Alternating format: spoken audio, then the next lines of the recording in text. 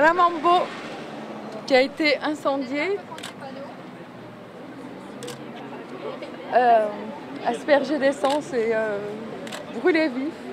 Oui, ce qui serait bien pour cette jeune fille de 22 ans qui, je crois, n'est pas du tout consciente des actes qu'elle a faits. Elle ne les réalise pas, ou enfin j'en sais rien, elle ne s'est pas excusée, rien du tout. Pour moi, le but, c'est qu'elle viendrait passer des heures d'intérêt généraux donc, au sein de la SPA. On s'occuperait d'elle et pour qu'elle sache ce que c'est vraiment d'un chien. Je suis tout à fait satisfait de cette décision de condamnation à un an de prison ferme dans 6 mois avec sursis. Mais c'est une décision qui peut paraître lourde en apparence, mais qui doit être rapportée à la souffrance infligée à cet animal.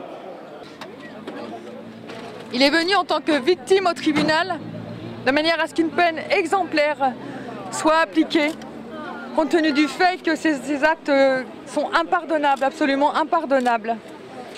Pour la première fois en France, un animal a été admis, en qualité de victime, à assister au procès de son bourreau.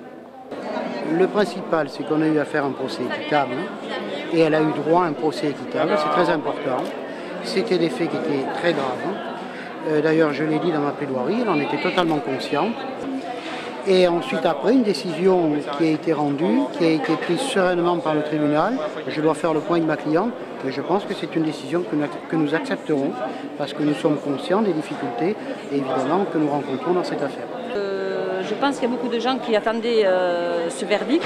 Je pense qu'ils seront contents.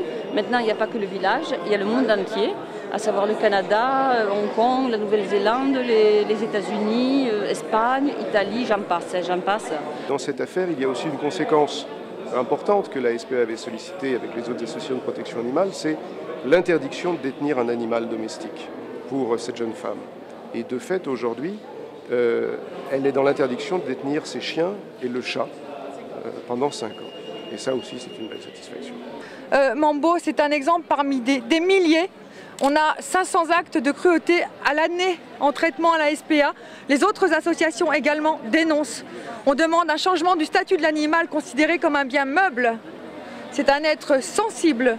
Et si on a autant de mobilisation, c'est que tout le monde sait que l'animal, dépourvu de parole, est néanmoins doté de sensibilité. Et il serait temps de revoir réellement le statut de l'animal.